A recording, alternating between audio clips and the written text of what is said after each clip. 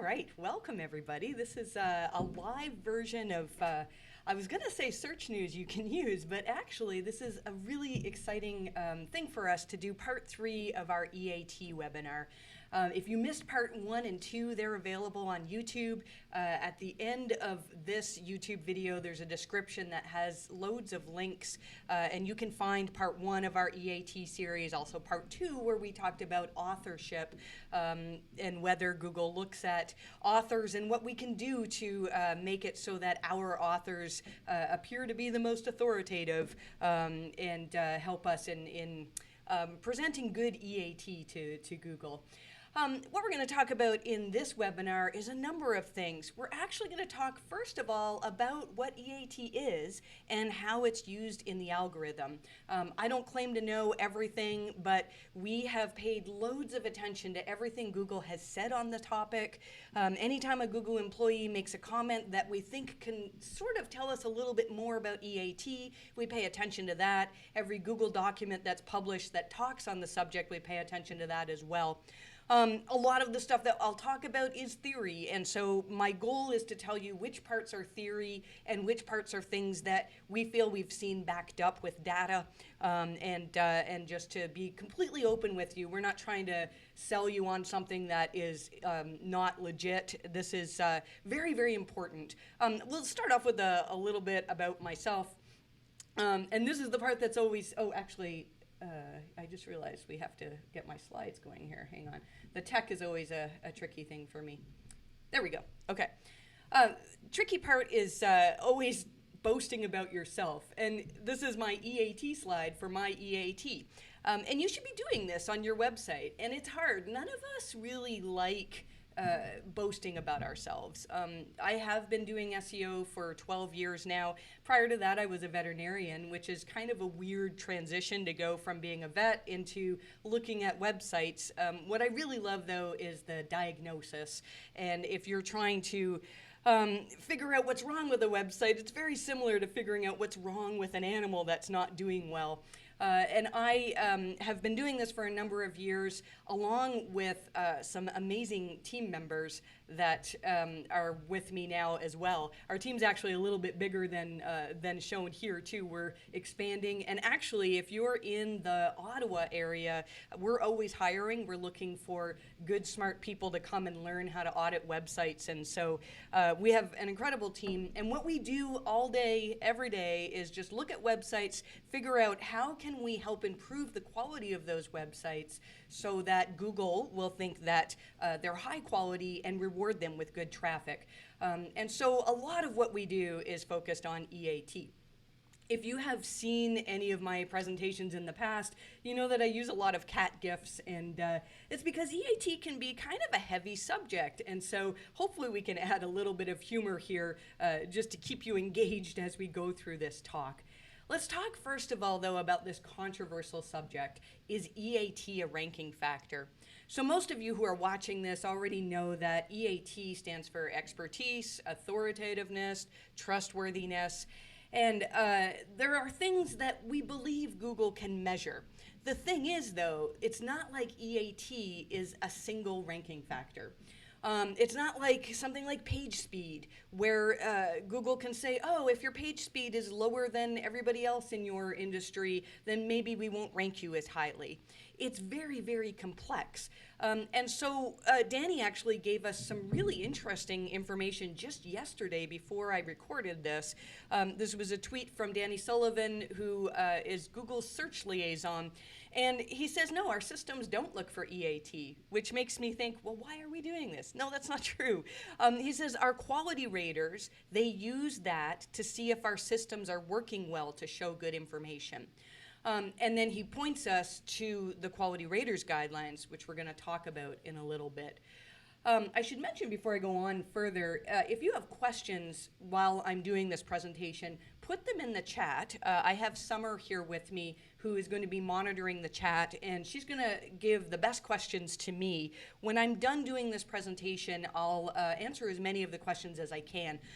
as much as we can if the questions are about EAT and primarily about the things that I'm talking about in this talk, that would help. But we'll see how things go. I find often the questions are the best part of these webinars because these are the things that you who are watching this are really interested in improving for your websites. So Gary Eash from Google at PubCon in Vegas last year gave a really, really good presentation along with Jennifer Slegg gave him questions, and a lot of these questions were about EAT. And he shared some stuff with us that is relatively new. I think a lot of people didn't understand this before he shared this information. And he said that in Google, multiple algorithms conceptualize EAT. He said EAT and YMYL, which stands for your money or your life, and we'll go more into detail on that in a minute. They're concepts that allow humans to dumb down algorithms. Now, it sounds kind of condescending to say that, but really, if you think about it, Google's algorithms are massive. I would imagine that there's probably not even anybody within Google that understands completely what all of the algorithms do. And so, in order for us to understand how do we make our websites better so that whatever it is that Google's algorithms are rewarding will reward our websites with more traffic, these are the things that we need to pay attention to. Gary went on to say that Google has a collection of millions of tiny algorithms, and they work in unison to spit out a ranking score. So again, it's not like Google says, oh, you have an EAT score of X, and therefore you rank here. Rather, he says many of those baby algorithms, they look for signals in pages or content, and then when you put them together, it's kind of conceptualized as YMYL. So this is a hard concept to grasp, that the things that we're going to talk about with EAT are many, many different factors.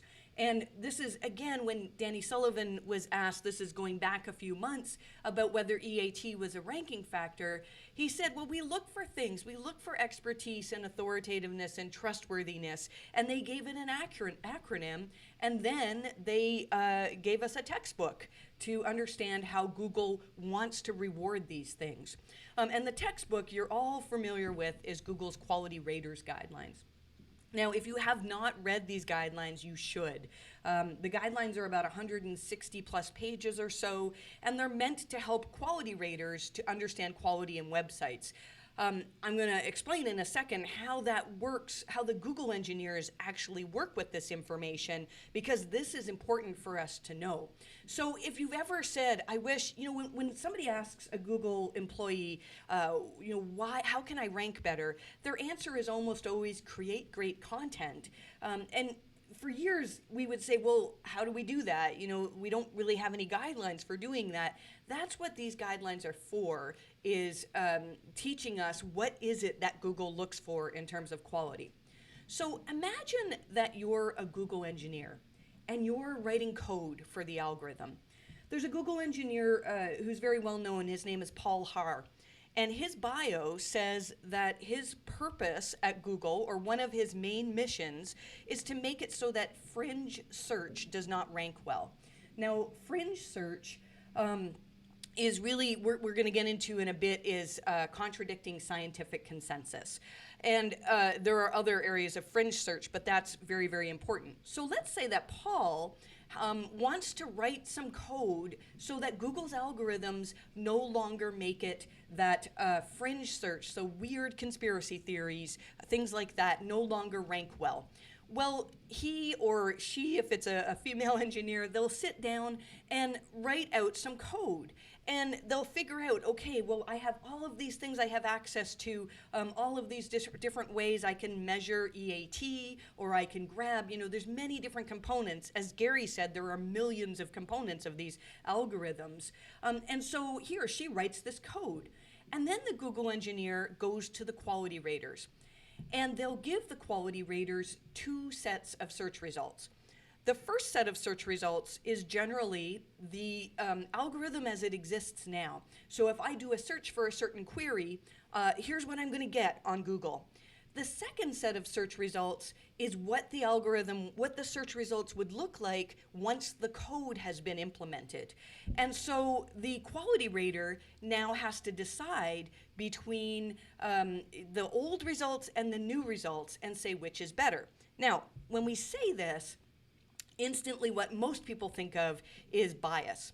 If we have quality raters, I've heard that there are potentially 10,000 quality raters. Some people say 15,000. I've heard somebody say there's as many as 100,000 quality raters. But still, if you are basing search results on what these people think, this is a relatively small number. And how can they make it so that their bias is not introduced into the search results? Let's say that the quality raters, let's say that the vast majority of them are of one political persuasion. How do they make it so that their biases, their thoughts on political topics do not interfere with the results? The thing is, all they're doing is saying, are these better results now that we have this code implemented or not? And they have an entire textbook in which to base their answers on. So their answers are not based on their own opinions or political bias or religious affiliations, anything like that. Rather, they're based on everything that's said in these quality rater guidelines. And there's a quote that I use repeatedly. Ben Gomes, the VP of Search at Google, he's told us that the quality raters guidelines, they don't tell us exactly how the algorithm's ranking results, but they fundamentally show us what the algorithm should do.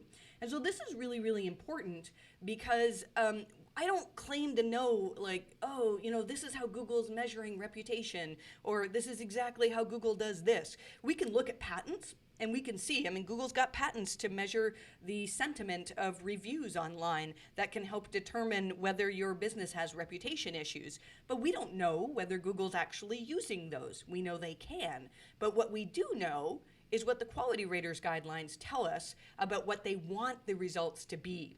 And so hopefully that explains, it's not like we're saying EAT is this magical score that you can, if you achieve the score, you're going to rank for everything.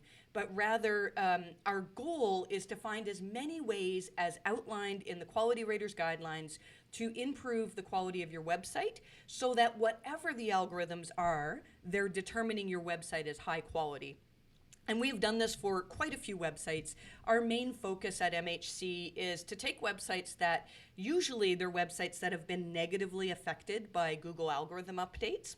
And then we say, well, here's something that was outlined as a sign of low quality. You can improve it in this way. Or here's something that your website is lacking, and you can improve it in this way. And when those things happen, we can sometimes see some really fantastic results. These are all clients of ours that we've worked with that saw really, really nice improvements. And generally, the improvements tend to happen when Google runs a core update. And they reassess the site, in our opinion, in terms of EAT. And if you're coming out on the right side of that assessment, then you can rank really, really well for important queries. But what we want to focus on mostly in this talk is trust. We've talked again extensively about expertise and authoritativeness. Our first two webinars cover that. And so let's talk a little bit more about trust. When you see these screenshots with blue headings like this, these are directly from the quality raters guidelines. And the guidelines tell us about expertise, authoritativeness, and trustworthiness.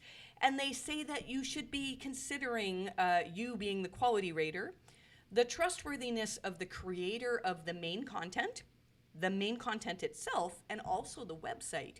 And so there's a lot of different factors that are in play here.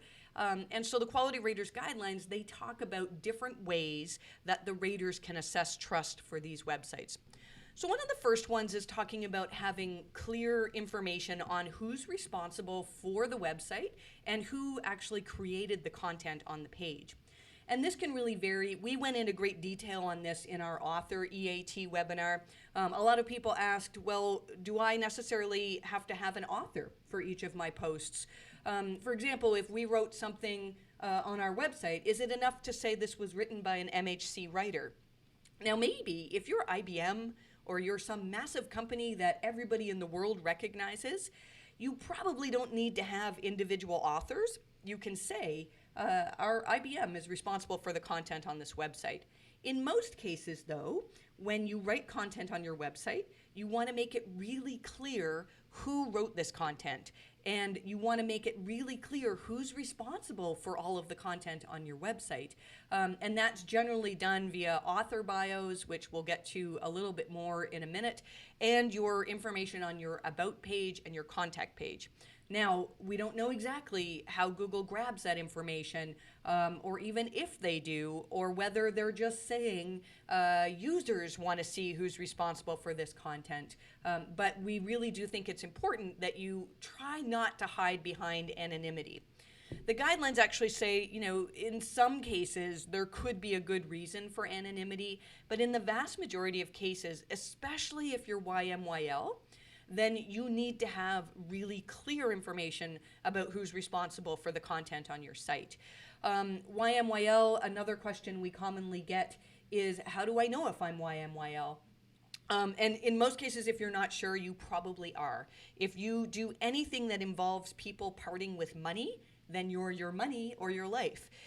If you are talking about financial topics, medical topics, any topic that really would have a strong impact on somebody's life, then you're YMYL. And if you were affected by a core Google update, then you probably are YMYL. Now, there might be some components of your site that necessarily aren't. Let's say you had a blog on your site where, let's say I had a blog and I shared some poetry about SEO. I don't know, it's a possibility. If I did that, those pages would probably not be considered YMYL. But my website in general is talking on topics that people spend a lot of money on, and so definitely we would be considered YMYL. And the quality raters are told that if there's no information about the website or about the creator of the content, they're actually supposed to rate this as the lowest quality. And so this is very, very important.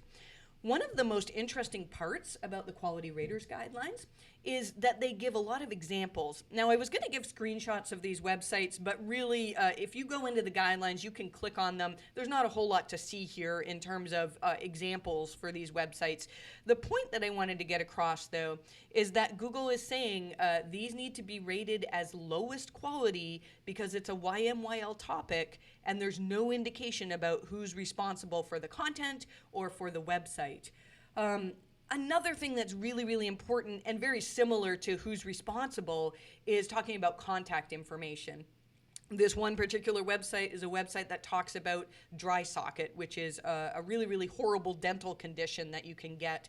And it's got half decent information, but there's absolutely no contact information, no authorship information. And they say that you should consider this an untrustworthy website because of that. Now, do you absolutely need to have every method of contact on your website? No. If you go to our website, and I should mention, our website, we're in the midst of a redesign, and a lot of the stuff we talk about in terms of EAT has been hard for us to implement because my website was a WordPress blog that I created as a blogger years ago. And so it's kind of the situation of the cobbler's kids, right? That doesn't always have the best example. We're working on it, though, and you should soon be able to look at our website as an excellent, excellent example of EAT in a number of areas. But we don't have a phone number on our website, and we probably won't with our new design. And that's okay, because people can still contact us via our email and via our contact form. How do you know if you need to put your phone number on? What I would do is say, look at your competitors and look at who's actually ranking for your queries. Do they contain phone numbers? Ask your customers. If your customers are constantly trying to reach you by phone and they can't find your phone number on your website, then you need to have it on your website. If there's something that customers really need in order to contact you, then you need to make sure that that is very clearly found on your website. Another thing that the guidelines talk about is terms and conditions and refund information. And this can be very important, especially if you're e-commerce.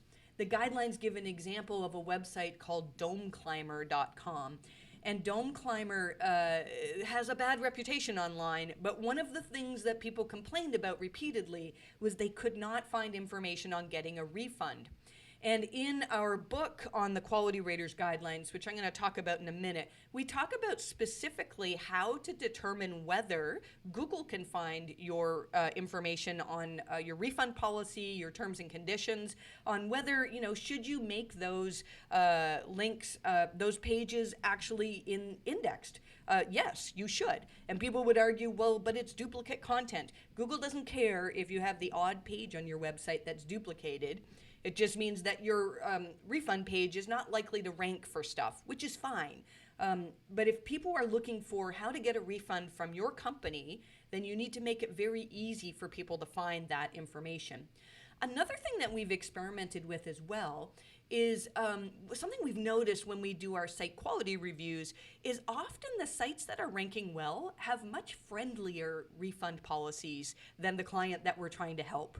And what I mean by that is if you put yourself in the shoes of a customer, our client who was struggling with algo updates, their page would say something like, we don't offer refunds, or we offer refunds, a limited refund within 7 days, and you must pay for shipping and blah, blah, blah, all this stuff. Whereas the sites that are actually doing well, their refund policy is more friendly, where it'll say, we honor refunds. If you're not happy for any reason, we'll refund your product. We work with you to cover shipping costs, just things like that. Now, I'm not telling you that you need to go all out and suddenly offer free shipping to everyone. You again need to put yourself in the shoes of a customer. And if I'm a customer that's trying to determine whether I can get a refund from this company, it might make a difference in who I want to buy from. If your refund policy sounds like you're going to be really trouble to work with and that maybe I could get scammed, then maybe I don't want to buy from you. And if that's the case, maybe Google doesn't want to rank you as well. So we don't know for sure. This is one of those areas that's theory, but we don't know for sure whether Google looks at how friendly your refund policy is. I mean, they certainly can look at the sentiment with sentiment analysis. And they probably don't, but it's something that we've noticed. And so I would urge you to look at your refund policy. Make sure it's not just legal lawyer term speak. It's something that users can actually read and understand. Another area is to look at whether your content is regularly updated. Now, not all content has to be updated all the time, but if you have medical advice that requires EAT, then it should be reviewed and updated on a regular basis. And the guidelines actually say this is the case for financial advice, legal advice, tax advice, and it doesn't end there. Basically, if you have advice on your website that really is out of date, you need to keep it up to date. And so that's very, very important. And so we recommend that everybody puts a last updated date on their posts and that you do update it regularly. And again, I understand that this is challenging because we have content on our site that, we'll be going through shortly and saying, well, do we really need to have this? Is this still important? I actually just went back and changed a bunch of our wording on some stuff that, we weren't quite 100% right on. And so it's important for people to trust us to be able to say, look, this is what the current research says. This is what's the most important thing in people's minds right now. And so when query demands recent content, only pages with current, recent, or updated content should be given a high needs met means this is a really good page. Now, I know some of you are thinking, well, I'll just put a script on my page that says that it was updated within the last week. We see this all the time, that people are trying to trick users into saying, oh, yeah, we updated this. We always update it. Like every 3 months, a script changes the code to say it was last updated. The guidelines actually talk about this. They say, some websites always show the current date, regardless of when the content was last updated. And the quality raters are instructed to look at the Wayback Machine, which is archive.org. Now, do you think that Google's algorithms look at archive.org to determine whether content is actually been updated? No, of course they don't do that. This is one of those situations where Google has given us clues as to how a human can mimic what Google's algorithms probably do. So we recommend that, yes, you do actually keep your content updated, and that you don't fake last updated date. Google wants to see that you've actually added important information to these pages. And you may find that some of your content starts to rank even better as you keep it updated with the most recent information on the topic. Let's talk about references. There was something that Gary Ish said at PubCon. He said, look, if you're writing a post about how carrots cure cancer, his words, not mine, you sure as hell better have references for that. And this is very important. If you're talking on a topic that is YMYL, readers want to see that content is referenced. It's one thing for me to, we see this all the time. We'll see people on medical sites saying, every year 8 million Americans suffer from this disease, and there's no reference to where that stat came from. Now, that might not be a big deal, but as a reader, I have more trust in content when I can see, oh, that's a stat from the American Medical Association, or, it came from this journal article. If you are talking about treatments, especially if you're talking about topics that potentially contradict scientific consensus, you must reference as much as you can. Now, people always say, well, do my references need to be at the end of the article? Should they be within the article? Can they be no followed links? Should they be followed? And we don't know the exact answers to that. What I would say, though, is make it so that it's really clear to your readers. So if I'm reading your content and you've made a claim that I want to back up, then it should be really obvious for me where I find where that information is. I actually don't care whether you link to it from within your content or use references below. One thing I would recommend, though, is that you make sure that Google can actually see your references. And so, again, in our book on the Quality Raters Guidelines, we've talked about how to do that. There's multiple ways to determine that Google can actually see that you're referencing content. Because some people will use fancy JavaScript and fancy things that potentially Google is not seeing, and users might see it, but if Google's measuring this type of thing, you want to make sure that they can see it. The guidelines talk about Encyclopedia Pages, and Encyclopedia Pages are any type of informational website. So if you have pages that are explaining a lot of information, consider this Encyclopedia Pages. And they say the article has to be well researched and with appropriate references cited. Now, here's an example from the Quality Raters Guidelines. I know this looks kind of dated, and I think this screenshot has been in the guidelines for quite some time. This is actually given as an example of a page that has decent EAT. The site that this comes from, I believe it's a university that, it's known and it's respected. But if you look at what the quality raters are told, they're actually told to rank this as, or to rate this as a medium quality page, not a high quality page. And the reason is that there are no reference links provided. So even if you're doing well and you're like, you know what, we're ranking relatively well for these terms, do we really need to go back and start referencing things? This particular page could have been listed as higher quality if they actually provided references. So that's something that is very, very important, especially on medical sites. Let's talk a bit about contradicting science. This is a really, really controversial subject. How could Google even measure if you're contradicting science? We'll talk about that. We have a whole article on that, actually.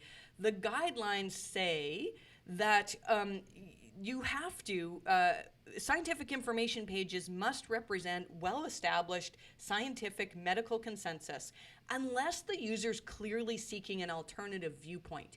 Now, we have found that that's very rare.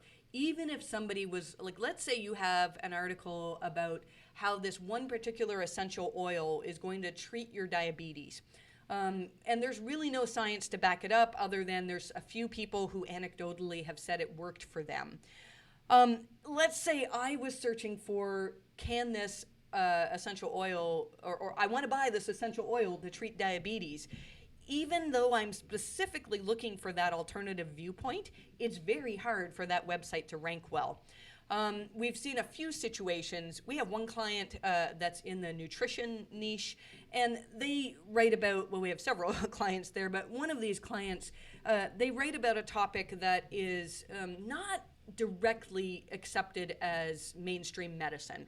And they do it in a way, though, that's really, really good. And they actually used our white paper on scientific consensus to work on the wording of their pages so that they came across not as, hey, we have this out there alternative theory, but rather here's some evidence, some really good evidence backed up by scientific journals, by not just random quotes from people, but really, really well backed up. And they did a number of other things as well. And now they're competing for these nutritional queries against some very large sites like Healthline and Mayo Clinic. And so it can happen, but it's very, very challenging. We've helped a lot of websites, but there are some websites that we can't. We have some websites that come to us and the entire focus of their website is to disprove mainstream medicine. And if this is the case for your website, I'm not saying it's impossible, but with the way Google's algorithms are right now, you are not going to compete for YMYL queries unless you can become a massive authority, and even then we find it's challenging. But even if you have parts of your website that maybe are a bit iffy in this area and parts that are really good, there are ways that you can separate out this content. So just a reminder again that the guidelines tell us that content should represent well-established scientific consensus where that exists. And they actually give this whole list of the lowest type of quality pages.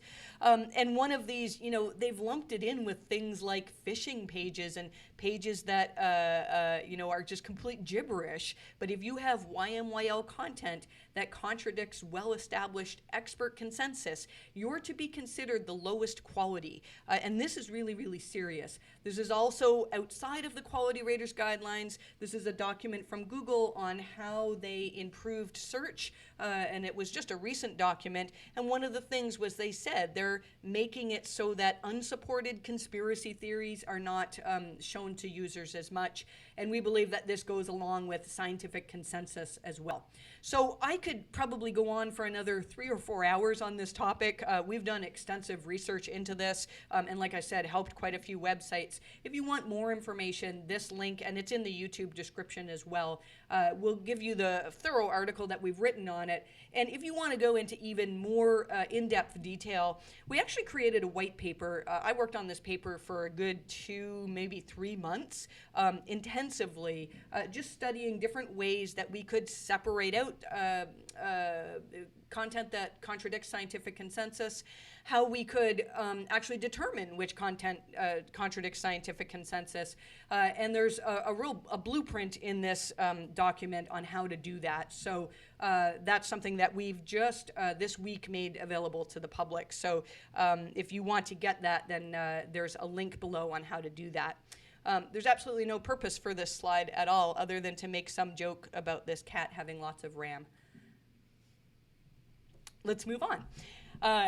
Not being HTTPS. So this is something that Google came out with years ago. I remember when they said, oh, HTTPS is a ranking factor.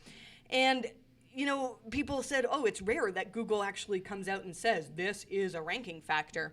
And when it happened, they actually kind of backpedaled a little and said, well, it's really, really weak.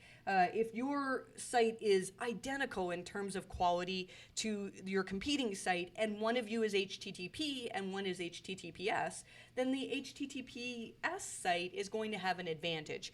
We think that Google's gone even further than that now. If it's a YMYL query, if you're going to give your credit card to a website, there's no way that Google wants to rank a website that's HTTP.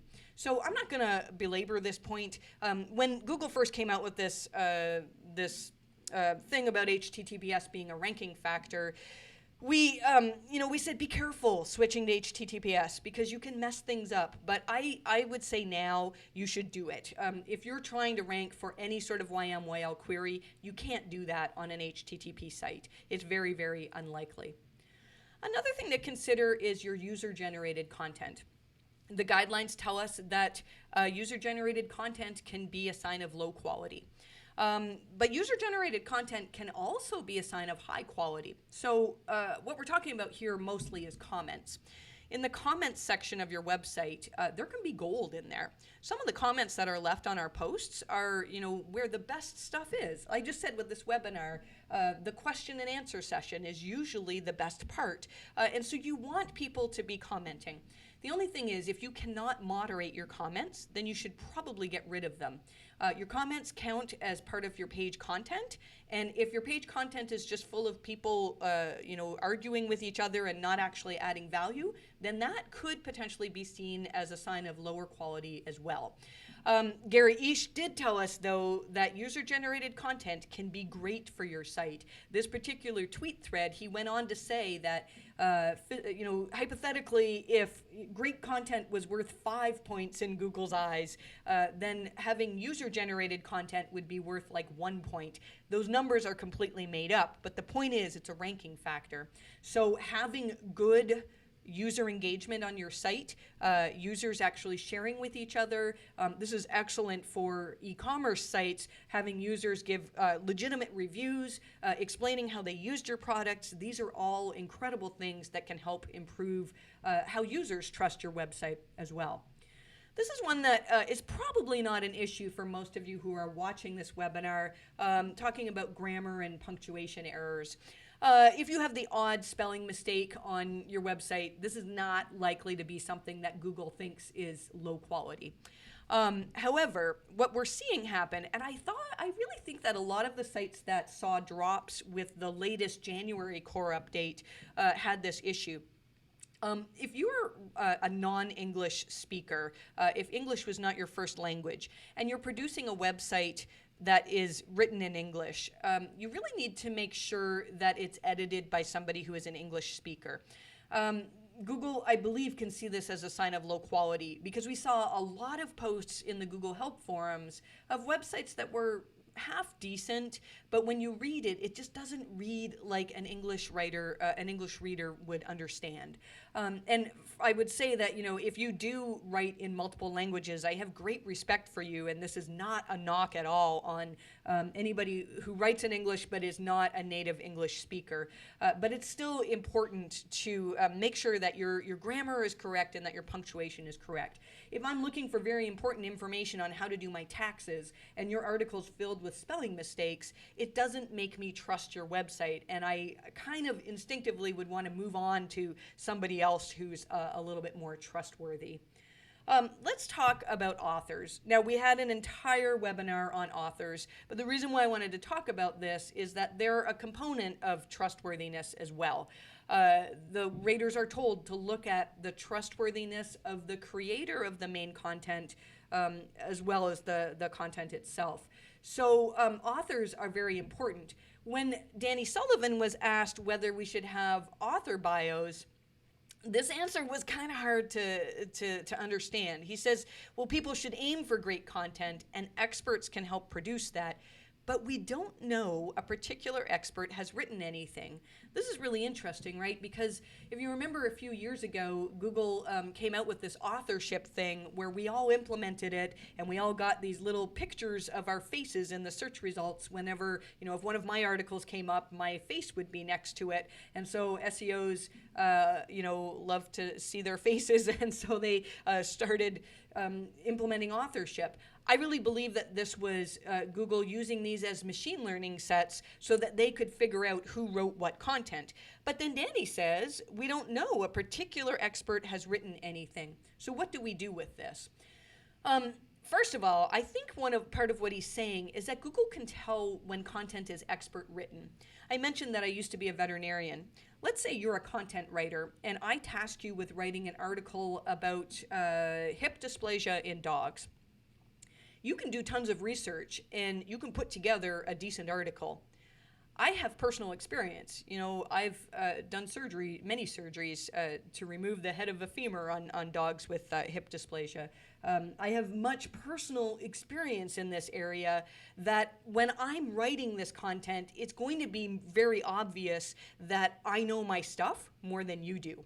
And so I believe with Google's especially with BERT, their ability to understand language better, they can understand whether content is expert written.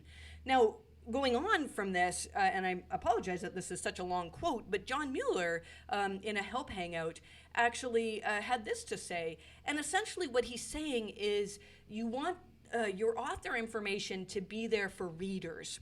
So again, let's say you had a problem with your dog. Your dog's been diagnosed with hip dysplasia.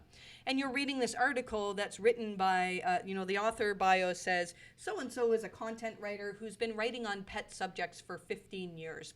Okay, that's cool. And what if you see an article that was written by an orthopedic veterinary surgeon who has done thousands of surgeries on these dogs, has seen the outcome of these surgeries, has seen what works, has seen what used to work, has seen what new medicine's out there. I think it's really obvious that a reader would be more likely to want to read that person's information than the content writer's information. So, if you're confused, I don't blame you for being confused. We think that, yes, you should have author bios. Again, unless your whole company is massive where people can say, oh, this comes from IBM, so we trust it. But we think you should have author bios that fully extol the author's EAT and explain to the user why they should be trusting the information that comes from this particular author. This is a client of ours that came to me after the February 7th core update. It wasn't announced by Google, actually. This is before Google was announcing all their core updates. But this was the time where I really feel, Google has always been paying attention to things that now comprise EAT. But with this update was where we first started seeing that content that was authored by people with good EAT was doing much, much better. This particular client was a medical client, and they had fantastic writers, but they were not doctors. And so they actually went out and hired doctors they didn't write all their content, they fact-checked it, and then their author bios would say written by so-and-so, and they would extol as much EAT as they could for this writer, and fact-checked by Dr. So-and-so. And then they would go into great detail about the EAT for that particular doctor. And it worked quite well for them. I should say, though, whenever I show these graphs, we've worked on a number of things, so we can't say 100% for sure that it was the author bios that did this. But I really think that it's very important to explain to your users why your authors are qualified to write this content. Let's talk about ads. So this is a lot, which again could be a whole subject on its own. Ads are important to Google for a number of reasons. Google doesn't want to get rid of ads because it's their main source of revenue, probably. And they understand that all websites have ads, almost all websites. They have to be monetized in some way. It's rare that somebody produces a YMYL website that's good enough to rank, but they don't want any money for that. So Google understands that you need ads, or some people need ads. You need to be advertising your services or whatever. I think that this is something that's coming. I feel like Google has some parts of the algorithms that determine whether you have a horrendous ad experience. We wrote about the June 3rd update last year where the Daily Mail was hit strongly, and I do believe that part of why they were hit was because they had a horrendous ad experience where ads were coming on top of the content. They were you couldn't scroll past an ad. It was like really, really frustrating. If you have that type of thing, then you may be suppressed in terms of Google trusting your website. But I think there's more coming in terms, especially Chrome has some things coming up now where they're going to be doing some ad blocking. They're going to be getting better at recognizing which ads are annoying to people. But the part that's the most interesting is affiliate links. So if you're watching this and you run an affiliate website, you probably have questions about your affiliate links. January 14th or 13th or so, the January core update, a lot of affiliate websites were negatively affected. Now, the Quality Raters Guidelines, they actually mention that affiliate programs are a form of monetization. They're considered to be ads. And so in my article, which I believe we've linked to in the YouTube description, there's great detail on how, what Google would consider an ad and how you can potentially label your content better so that users understand that they're clicking on an ad when they click on one of your affiliate links. And again, this is from the Quality Raters Guidelines, where they say ads might be labeled as ads, sponsored links, sponsored listings. Now, this is fine if you have a block of ads, but what about if you're an affiliate? Let's say you're a recipe blogger and you're writing this post and you say, here's the blender that I use, and your link for blender goes to Amazon where somebody can buy that. Is it enough to just have a disclaimer on your page that says some of the links in this post are affiliate links? I want to refer you to the Advertising Standards Authority. And Google, I believe Google employees have mentioned this. I know it's come up in some Twitter threads. This authority is probably good rules to follow if you're an affiliate website. And I would urge you to actually click on this link and spend time reading this entire article by the ASA. One of the things that's really, really interesting here is they actually say you can have a disclosure at the beginning of your content, but it says that asterisks or other equivalent identifiers set out in the article relate to advertising.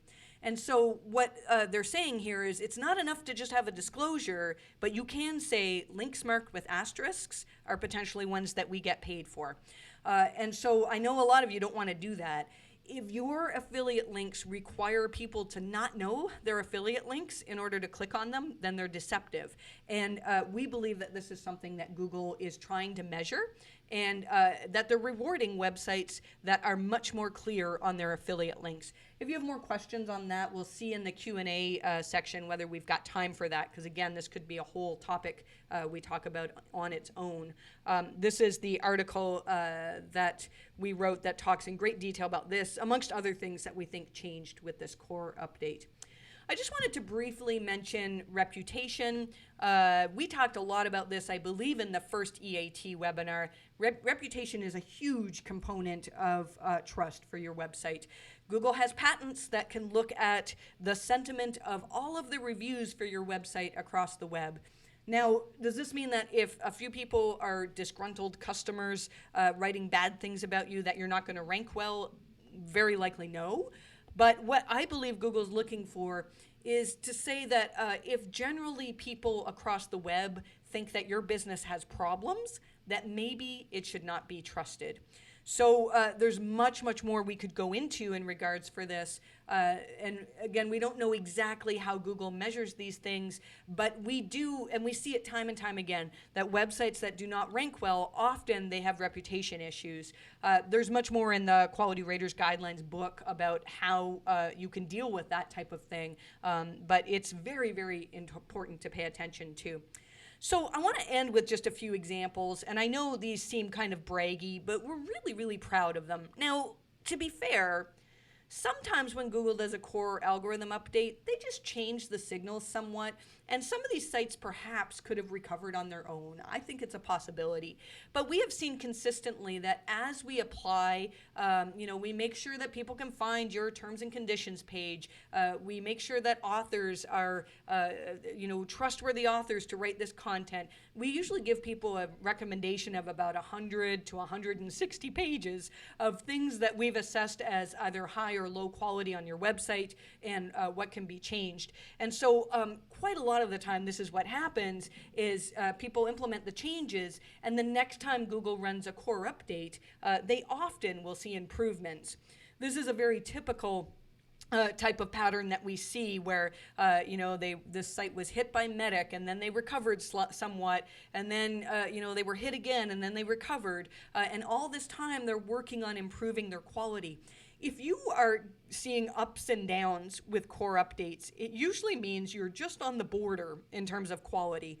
And so I would, if this is typical of the pattern of traffic that you're seeing for your website, and all of these I should mention are Google organic traffic patterns, if you're seeing this, then you really should be reading the Quality Raters Guidelines and figuring out what it is you can do to be even more seen as a high quality site by Google. And then here's another example where sites, this was an informational site, not a medical site, but they worked on a lot of things. And one of the things that they worked on here was being really clear on their monetization methods.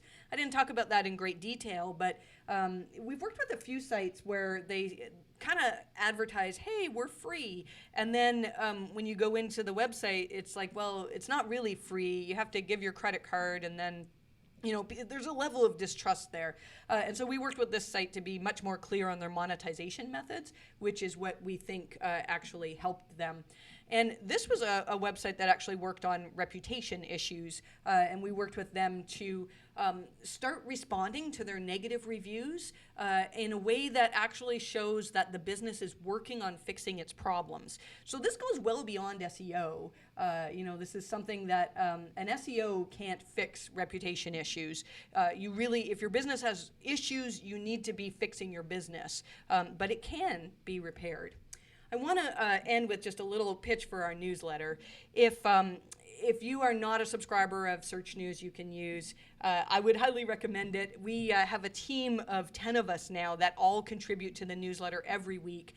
There's a premium version, which is very inexpensive, that contains our best advice, our earliest advice on when Google updates their algorithms.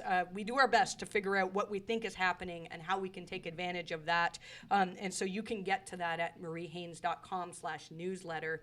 And I've been talking a few times about our Quality Raters Guidelines book. If you're a premium subscriber of our newsletter, you may have the first version of this. We've updated it to the second. And unfortunately for the rest of you, we now charge money for this book. We realized that there's so much good stuff in it that we were giving it away to lots and lots of people. And so now it's something that we do charge for. But if you have been thinking of having us do a site review and can't afford it or can't wait for our waiting list, then I would encourage you to do this book. We've got most of the stuff that we look for in our site review, along with instructions on how we find those things. And it's written from the perspective of meant to be for people who have a little bit of SEO knowledge, but you don't have to be like a solid technical SEO in order to understand this. And so with that, I think we'll move on to questions here. And I'm just going to switch here and come back and say hello to everybody. All right, so hopefully you enjoyed that. One of the things I'm still learning to do is figure out how to juggle the chat along with the slides and everything here. So as I mentioned before, Summer has created a document for me with some of your best questions in here. So let's see what we can do here. Hi, I noticed a distinct drop in Quora search rankings lately post-BERT. I wonder if this is related to EAT or YMYL. So this is interesting. Quora sometimes has really good content. What I'd want to know in order to answer this question is whether your content, your answer that you wrote, actually is better content than what's currently ranking. I find that when Quora ranks well for something, same thing with Facebook or even Pinterest, a lot of the time it means there's a lack of high quality content that's there. And so with BERT, Google got way better at understanding the context of content. And something that we noticed with, which I can't remember if it was the January update or the one before that, was a lot of our clients that had fantastic, excellent content started to rank really well for just those individual pages. So I do think that it's possible this is related to BERT. What can you do to make your Quora posts rank better? That's a tough one. I think, links are still important, but if you can legitimately get people linking to this content, that potentially could help. But you don't have a lot of control over the rest of Quora, and I don't even know if Quora overall saw improvements or hits with this most recent update. But I really would be looking at what content is currently ranking and whether it's, I would imagine it's probably better than what's available in the Quora post. Let's see. From Andy Simpson, many times we post blogs, quote, from the firm. Would you recommend posting as someone from the firm, i.e. one of the partners or directors who may already have their own online brand? I think we sort of covered this, but this is one of those situations where ideally I would like to see an author there, unless your firm is just known as incredible. We're trying to get to the point, my company is a little bit different because it's named after me, and so when people come to us and say, "Hey, Marie, can you speak at this conference?"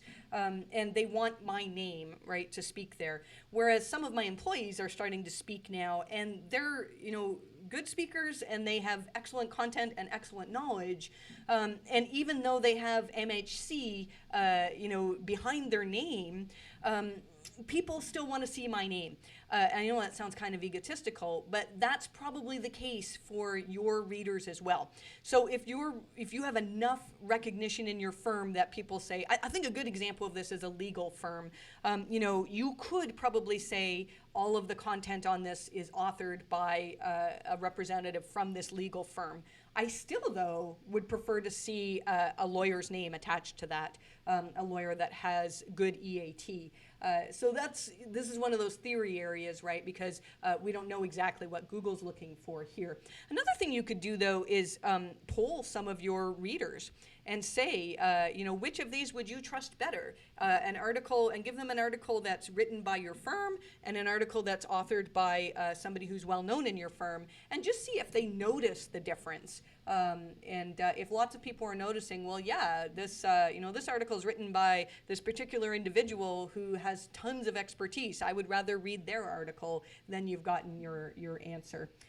From Jacqueline, what's the best method for choosing which content to update and prioritizing it? Do you periodically go back and try to update everything? This is good. Personally, what we do is look at the content that's ranking. So I would go into Search Console and sort things by impressions. You could do clicks as well. And what I want to see is over the last year, which of my content actually is getting attention. And then I manually look at those and say, well, we haven't actually updated our EAT post in a little while, so maybe we should add some stuff to that. What's even better, though, is to have somebody paying attention to your industry all the time. So, for example, just yesterday when Danny Sullivan tweeted some stuff about whether EAT was a ranking factor and how we should be looking at that, I actually went and updated a couple of our posts on EAT, just to say, well, here's some new information that's come out from Google. So that's what I'd prefer. Now, the question is, though, when you have a website with thousands, tens of thousands, even millions of pages on it, how do you determine what to keep updated? And I think that really you need to be still manually, if you have millions of posts, it's very unlikely that you have millions of evergreen content posts. So if you have something that was written, say you had a blog post from 10 years ago, I actually asked John Mueller about this a little while back, whether we should be trimming those out. And what John said was, if it was helpful to people at the time, you could keep it. It's a sign of high quality. But really, if you're looking at content that nobody's ever engaging with, well, then there's really no reason to keep that updated, and you have to even decide whether it's good to keep that in your website at all as well. How can we improve trustworthiness of a product reviews website where we do affiliate, since we don't have access to the physical product, our writers research online and customer feedback, etc.? This is really tough. So Google says they're not against affiliate websites. John Mueller said something just this week, I don't remember the exact quote, but he said it's not that affiliate websites are bad, just most of them don't have great content. So think about it from the perspective of a user again.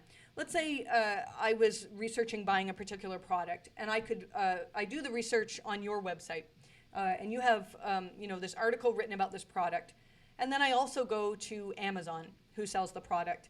And on Amazon, I already know, because of Amazon's massive authority and because I'm very well familiar with the website, that I'm going to see reviews there. And I'm going to see, it's debatable though, some Amazon reviews can be purchased, but for the most part, I can kind of get a sense of whether I should buy this product or not. So the Amazon page is very, very helpful to me.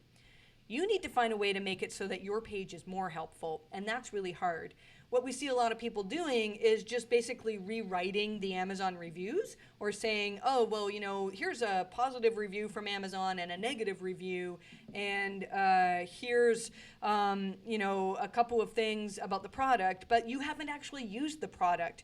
And so there's no way to scale this rapidly, but you need to be basically providing readers with more information than they can get on Amazon. And I'm not just talking about more words. It's not like, oh, Amazon, has 1,000 words, so we'll have 5,000, but more useful information. And if you can get to the point where a reader would say, oh, yeah, I'd rather read this information on their website than on Amazon, then you're doing it well. Similarly, having an expert write your content can make a difference as well. So again, Amazon might have all these reviews on the product, but let's say the product was, I'm thinking for our business as well, but let's say it was a textbook about SEO. Amazon might have a bunch of reviews, but if I, as an expert in SEO, wrote a post with affiliate links to Amazon, there's a good chance that people are going to find my information more useful because I've got an audience, I've got some authority, I've got some recognition in the industry. And so if you don't have authors who have that type of recognition and authority, then you should be working on getting your authors known. And we talk in more detail in the second webinar on this, but really it's getting them published in authoritative places, and it's getting them mentioned in the news, and it's very challenging. It's not something where you can just go overseas and hire content writers for very inexpensive cost. You need to really be going out and getting people who really know their stuff. Let's see here. We'll do a few more. I think we've been going for about an hour here, but there's some really good questions, so we'll answer some more here. That one we sort of covered. Does site structure have any impact on trust in Google's eyes? This is interesting. Does it impact trust? It's hard to say. Is it important? Yes. We have several clients that we've worked with to improve the hierarchy on their site. One of them was a website that talked about a particular tourist destination. And they had all of these amazing category pages, like if you're looking for this, you can go to this.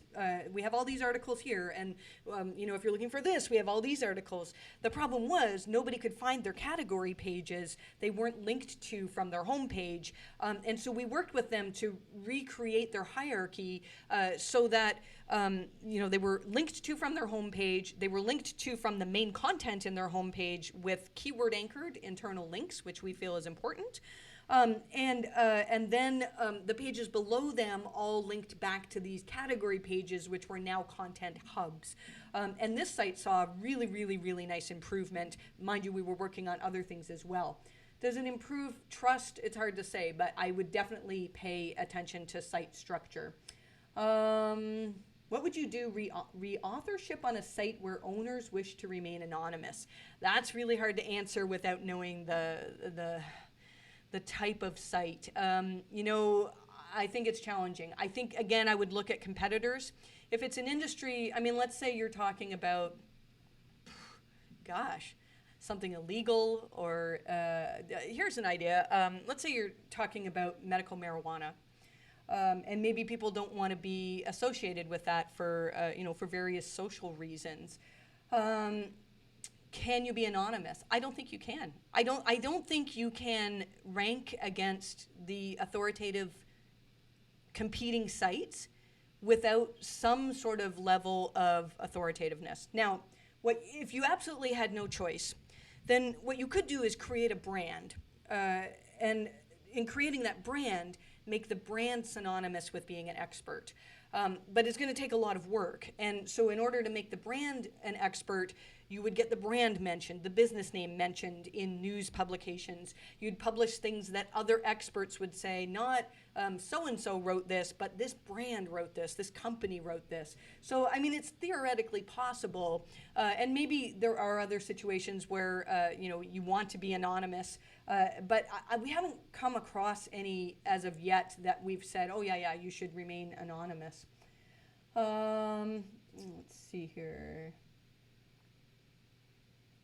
question about this most recent update, whether it was Core, Penguin, or Panda. I'll just mention this briefly because people who are watching this, months or years from now won't understand the most recent update. But there was an update in early February. February 7th was when most sites were affected, between the 7th and 9th, although it really varied from either side. My last podcast episode, which was it episode 120? Yes, episode 120, I talked in great detail about what we think is happening here. If you're a premium subscriber of our newsletter, we've also written that in great detail. It's too much to answer in the Q&A here. We will have an article out on this shortly.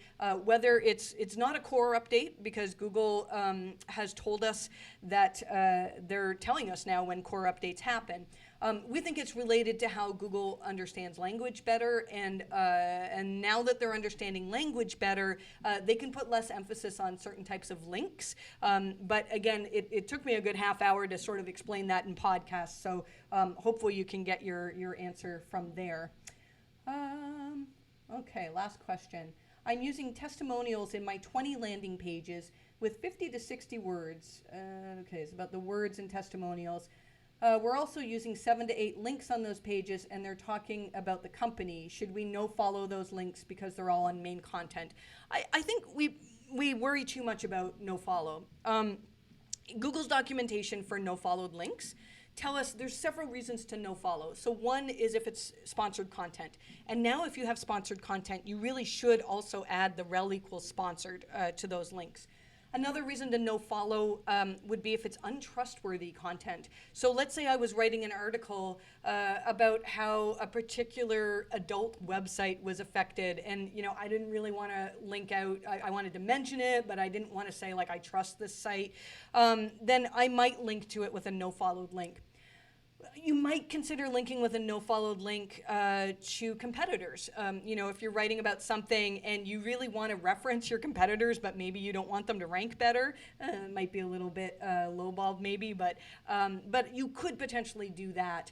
But really, you should not worry about no-following your internal links. I know some people talk about, sculpting PageRank and having no-followed links to your terms and conditions pages and things like that. You want Google to see the structure in your website and see those things. I'm a little bit confused about what you're asking with, the landing pages. So if each landing page has a 50-word testimonial on it, you should probably combine those as one. Now, maybe instead of no-follow, though, what you could do is no-index those pages, which means they're not in Google's index. So I'm sorry if I didn't answer that completely well, as I didn't fully understand the question. But really, in terms of content, if you have a page that's in Google's index and you want it to rank well, then it should be the best of its kind. If you can consolidate stuff into one page and it would be easier for users, that's probably the best option. I mean, there are exceptions to that. I think we're going to end it there because we had some really excellent questions, and I want to thank you all for paying attention to this webinar and listening. We're always happy to answer your questions on Twitter. You can reach out to me at Marie_Haynes. There's links in the YouTube description below on how to reach our company if you would like to hire us for a site quality review. We do have a bit of a waiting list, but you can inquire about that. And again, by far the best thing I can recommend is reading Google's Quality Raters guidelines, as there's so much gold in there in terms of what you can do to improve quality on your website. So thanks so much for participating, and hopefully we'll talk soon.